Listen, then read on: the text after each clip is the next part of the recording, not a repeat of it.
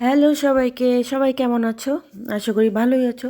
আজকে একটা ছোট্ট ভিডিও নিয়ে চলে আসলাম। সেটা হচ্ছে একটু চষি দিয়ে পায়েস বানাবো। তো চষি তো বানাতে বানাতে বানাতে হাত ব্যথা হয়ে গেল।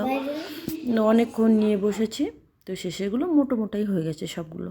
তো যাই হোক, তো খেজুর গুড় দিয়ে বানাবো। এটা 3 দিনের দুধ জমানো ছিল, একটু বাচ্চাদের সর্দি ছিল বলে ওদের দেয়া হয়নি।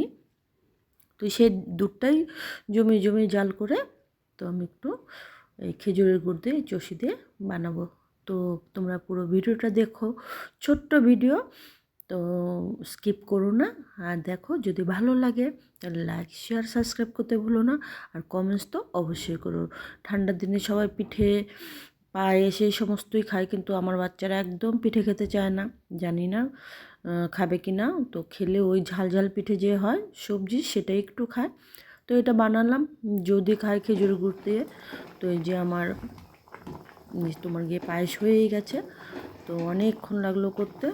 তো দেখো পুরো ভিডিওটা, নিশ্চয়ই খুব ভালো লাগে। তোমাদের কার কার পছন্দ সেটাও কিন্তু জানিও।